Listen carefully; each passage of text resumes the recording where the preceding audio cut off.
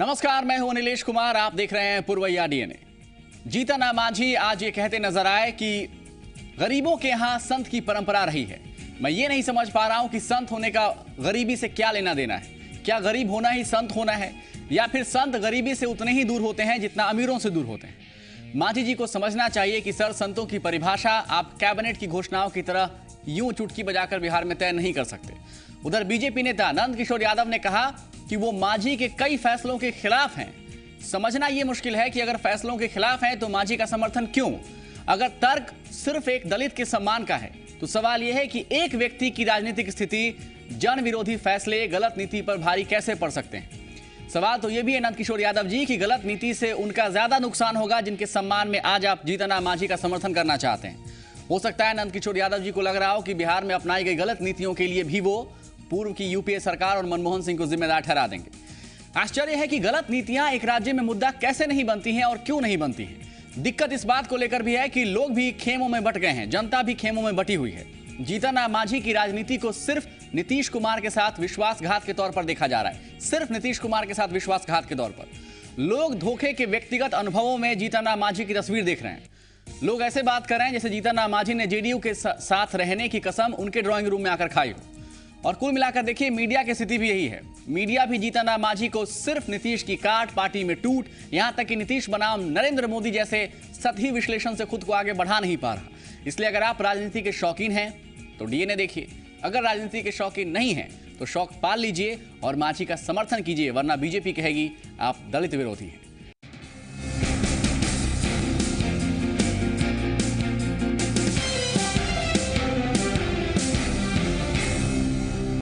शुक्रवार को box office पर फिल्मों का टकराव आप अक्सर देखते हैं या देखते होंगे।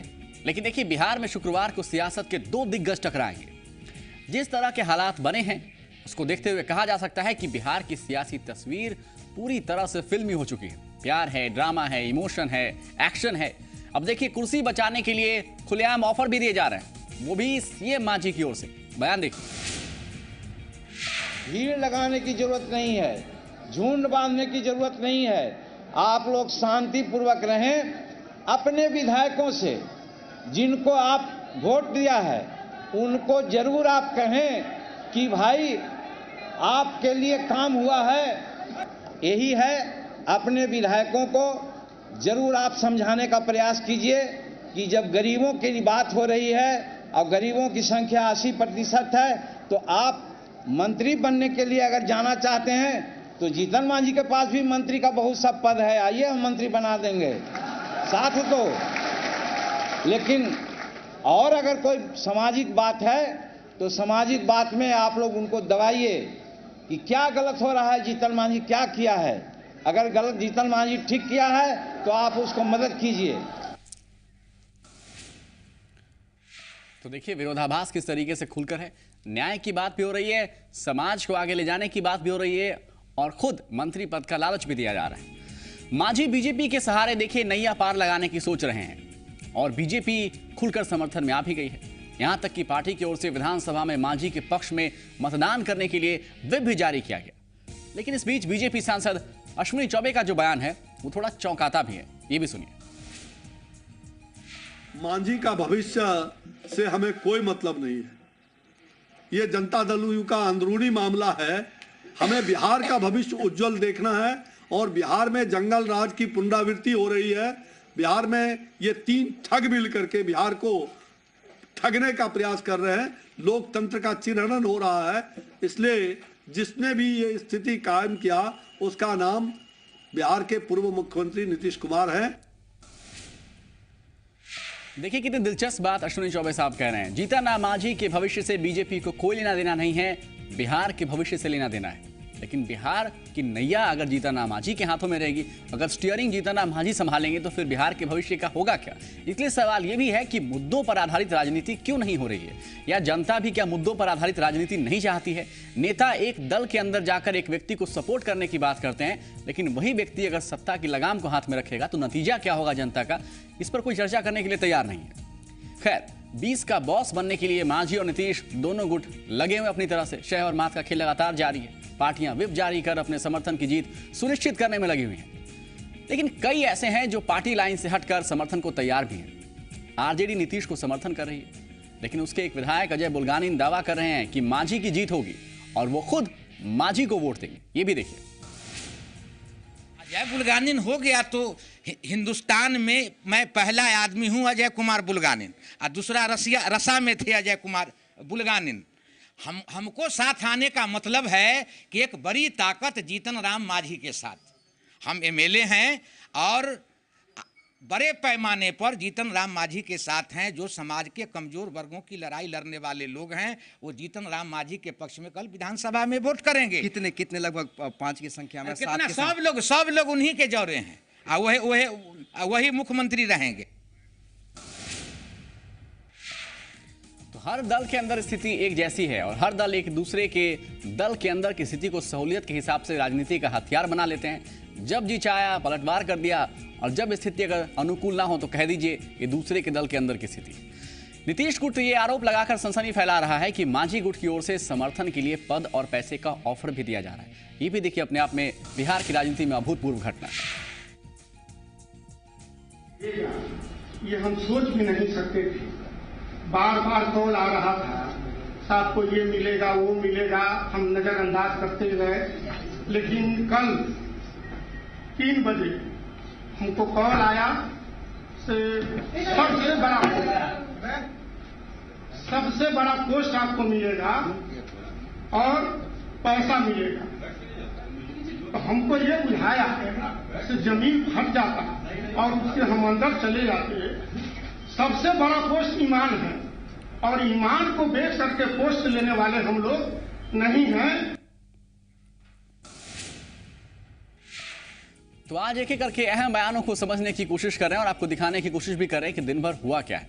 आगे बढ़ते अगली कड़ी में देखिए, जेडीयू और आरजेडी की नई दोस्ती हुई, आप इस बात को जानते हैं। अब तो विलय की बात भी कही जा रही है और इस बीच आरजेडी के सांसद मांझी के समर्थन में उतर आए हैं, तो इसकी भी सियासी मतलब। हालांकि जेडीयू पप्पू यादव पर खुलकर कुछ कहने से बचती रही। वो इस मामले पर कह रही है कि लालू यादव को फैसला करना है कि पप्पू यादव का करेंगे क्या। लेकिन ये बयान भी देखिए आप। अभी प्रमाण मिला है, वो आपके सामने आया है। लालू जी से इसका संज्ञान नहीं लेंगे क्या? स्वाभाविक रूप से संज्ञान लेंगे, लेकिन लालू जी क्या करेंगे इस पर अभी टिप्पणी हम नहीं करेंगे। ये लालू जी ही कर सकते हैं, इस पर हमको पार्टी का कोई अधिकार नहीं है। पार्टी जो जिनके हाथ में है पार्टी निर्णय करती। जनता दल के विषय में यदि हो मैं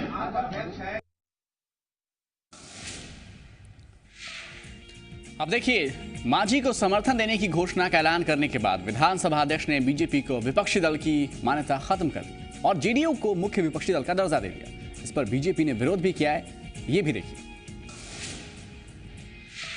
लोकतंत्र समाप्त करने की कोशिश नीतीश कुमार जी के इशारे पर जीतन राम मांझी जी के खिलाफ जो कार्रवाई चल रही है उस क्रम में उदय नारायण चौधरी जी कर रहे हैं। हम इसका प्रतिकार करेंगे। हम कोर्ट में भी गए हैं, हम यहाँ भी सांकेतिक करेंगे। देखिए, संविधान है, लोकतंत्र है, तभी तो हम लोग हैं। अभी लोकतंत्र को की हत्या करने की कोशिश हो रही है। संवैधानिक मर्यादाओं को तार तार किया जा रहा है।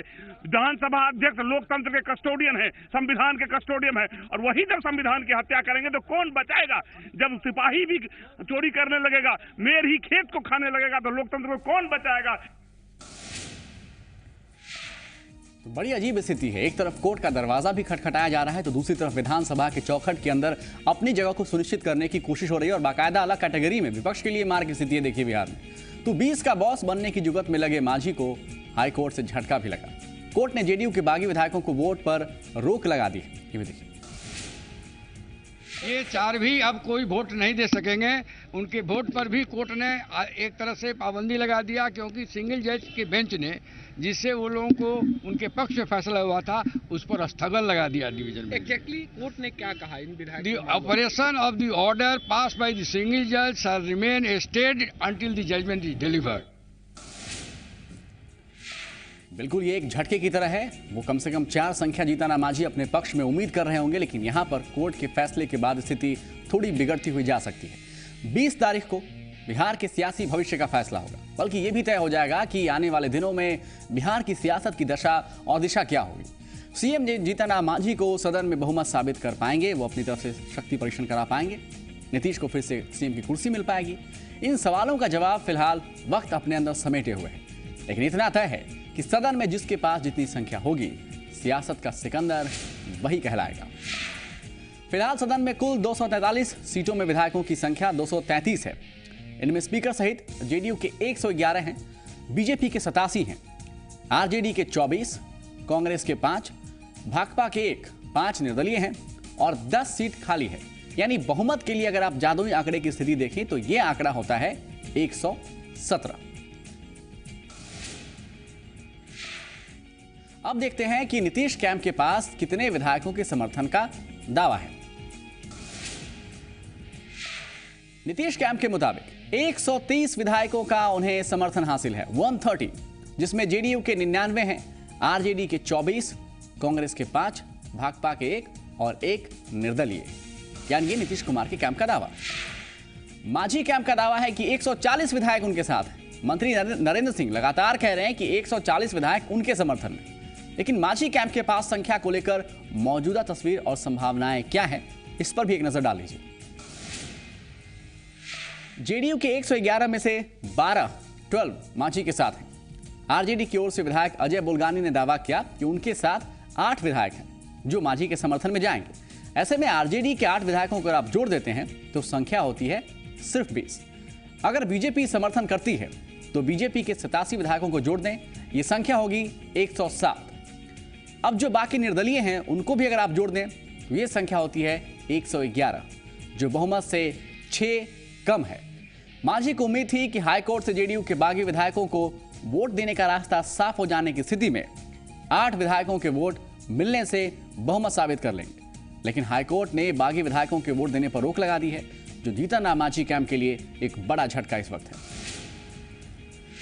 बहरहाल मौजूदा हालात में कहा नहीं जा सकता कि सदन में संख्या बल की तस्वीर क्या होगी। मुमकिन है बाहर विधायकों का दावा कुछ और हो, वोट के लिए जब अंदर जाएं तो किसी और पक्ष में जाएं। ऐसे में इंतजार सदन में बहुमत साबित करने का लगातार बना हुआ है। अमित झा मेरे सहयोगी इस वक्त लाइव जुड़ गए हैं। अमित झा के पास चलते हैं, थोड़ा समझने की कोशिश करते हैं। अमित, आप लगातार आरजेडी को भी फॉलो करते रहे हैं, लगातार उनकी स्टोरीज को आप ट्रैक करते हैं। ये जो बुल्गानी साहब का दावा है कि 8 उनके पक्ष में हैं, किस तरीके से देखा जाना चाहिए इसको? जी एनालिस्ट, सबसे पहले तो कल 2020 मैच का वर्ल्ड कप का फाइनल है, यो कहा जाए बिहार के अंदर, तो साफ है कि अब यहाँ पे 2 विरोधी टीमों के बीच मुकाबला नहीं है, बल्कि आप सीधे सीधे कहें ये आईपीएल का मुकाबला हो रहा है। एक तरफ मांझी है और एक तरफ नीतीश है, जिन्हें दोनों को एक दूसरे के खिलाफ टकराना है और तमाम जो प्रैक्टिस करना था इन लोगों ने कर लिया है। अब देखना यही है कि मांझी धोनी की तरह छक्का मारते हैं या नीतीश कुमार उन्हें आउट कर देते हैं। जहां तक बात रही अजय बुल्गानन की, देखिए अजय बुल्गानन इससे पहले भी कहते रहे हैं कि मेरा दिल मांझी जी के साथ है। उन्होंने कल भी कहा था कि हम अभी भी मांझी से मिलकर आ रहे हैं। कल वो सिद्दीकी की विधायक दल की बैठक में शामिल हुए थे जहां पे उन्होंने भोज भी रखा था, लेकिन कल उनका एक बयान था कि पार्टी का जो अंतिम फैसला होगा हम उनके साथ रहेंगे, लेकिन 24 घंटे के अंदर ही वो बदल गए। ये झटका सिर्फ नीतीश कुमार के लिए नहीं अनिलेश, ये झटका आरजेडी के लिए भी है। और बुल्गानी के दावे में दम लगता है, क्योंकि आज तो उन्होंने खुलकर कह दिया है कि मेरी सदस्यता रहे या जाए मैं मांझी के पक्ष में ही वोट करूंगा। उन्होंने यह भी दावा किया है कि कई विधायक हमारे साथ हैं, 8 विधायक का उन्होंने दावा किया है। और मांझी कैंप भी यह दावा कर रही है कि आरजेडी से 8 विधायक उनके साथ है, लेकिन अभी तक जहां तक मेरी जानकारी है 8 विधायक निश्चित रूप से बातचीत चल रही है, इससे जो हमारे सूत्र भी इनकार नहीं कर रहे हैं। कई विधायक मन भी मना चुके हैं। 3 विधायक अभी भी पसोपेश में है कि आखिर उन्हें करना क्या है। 5 लगभग कंफर्म हमारे सोर्स बता रहे हैं कि 5 मांझी कैंप को राहत दे सकते हैं, लेकिन 3 विधायक अभी भी सोच में है कि आखिर वो करे क्या। अभी रात भर बाकी है, समझाने की कोशिश की जा रही है दोनों कैंपों की तरफ से, और देखना अनिलेश की कल क्या होता है। ठीक है, फिलहाल बहुत बहुत शुक्रिया अमित झा तमाम जानकारी के लिए। अमित बताते हो कि उनके सोर्सेस भी कह रहे हैं कि एक ऐसी परिस्थिति आ सकती है जहां आरजेडी के कुछ और विधायक जीतन राम मांझी के समर्थन में कल उतर सकते हैं। एक छोटा सा विराम, हाजिर होते हैं।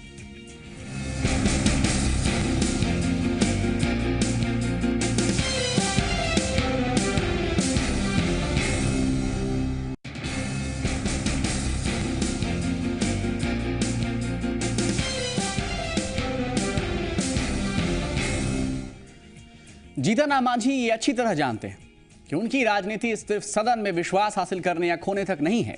इसकी एक झलक देखिए, आज दिखी भी।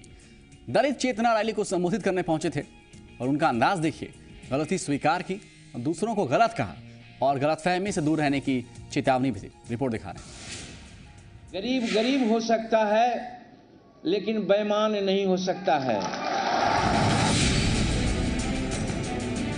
ये जवाब था उनके लिए जो जीतन राम मांझी पर विश्वासघात का आरोप लगा रहे हैं। मांझी आज गरीबों का चरित्र समझाते नजर आए, दूसरों की बेईमानी उजागर कर खुद की राजनीति को ईमानदार कहा।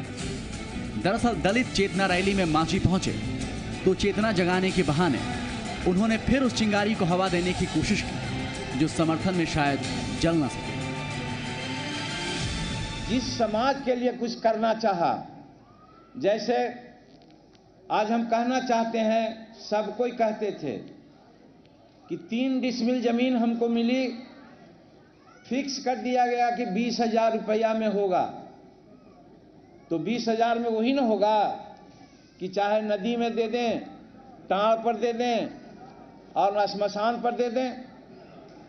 यही ना होता था। और यही कारण है कि आज तक जितनी जमीन बिहार में देनी थी 22 लाख लोगों को, हम लोग सबको नहीं दे सके। कारण है पैसा भी दिया तो खरीदाया नहीं, और हर तरह से हम लोग पीछे चले गए। मांझी आज जोश में नहीं थे पर लय में थे। इसी लयकारी में उन्होंने खुद की तुलना मोर के नाचने से की। उन्होंने नाचते मोर की कमजोरी का जिक्र किया और इसी कमजोरी के बहाने उस वर्ग से खुद को देखने की अपील की जो घोषणाओं पर नाचता तो है पर हकीकत में उसकी जमीन बेहद कमजोर होती है। मोर नाचता है लेकिन पैर देखता है तो मुरझा जाता है। हम समाज में बटे हुए थे, कोई बैकवर्ड कहता, कोई फॉरवर्ड कहता, उनकी बात एक अलग है। लेकिन लाख संवैधानिक प्रावधान होने के बावजूद भी हम अनुसूचित जाति में 23 भागों में बटे हुए थे। हमको लोग बांट करके रखा था। चंद घंटों में नतीजा आ जाएगा, तस्वीर साफ हो जाएगी कि मांझी और सीएम की कुर्सी के बीच फासला बढ़ा है या फासले मिटे हैं। पर भविष्य के हर सवाल से टकराने के लिए मांझी अतीत के पन्नों को पलटते नजर आए। उनकी बात में अंबेडकर थे, महात्मा फूले थे और वो लोहिया भी थे जिनके नाम के आगे मांझी विरोधी नतमस्तक होते हैं। समझाने का प्रयास हमारे पुराने नेताओं ने, चाहे महात्मा गांधी हो, भीमराव अंबेडकर साहब हो, हमारे फूले साहब हो या अन्य लोग हैं, सब लोगों ने बताने का काम किया जिसका असर आया, लेकिन बहुत कम असर आया है अभी भी। कारण वो मानसिकता अभी भी आज समाज में है। मांझी बार बार सम्मान की बात कहते नजर आए, अपने वादों को पूरा करने का दावा भी किया, पर राजनीति में नतीजे सिर्फ एक तरफ के दावों से कभी नहीं आते। दाव और दावों के बीच फंसे मांझी क्या समीकरण को सुलझा पाएंगे या दलित राजनीति के गणित में मांझी इतना उलझ जाएंगे कि चाहे जोड़ें या घटाएं नतीजा शून्य ही आएगा। साकेत कुमार के साथ ब्यूरो रिपोर्ट, जी मीडिया। बिहार की राजनीति का एक दिलचस्प तस्वीर इस ब्रेक के बाद।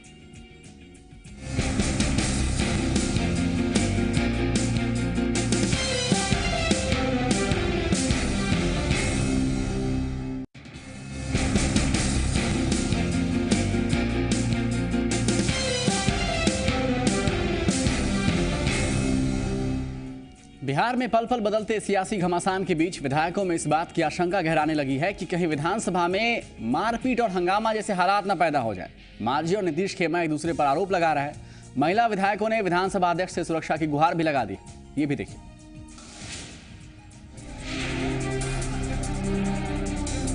ये आगाज है, बहुमत साबित करने के दिन का अंजाम क्या होगा, इसे लेकर नेता भी संशय में है।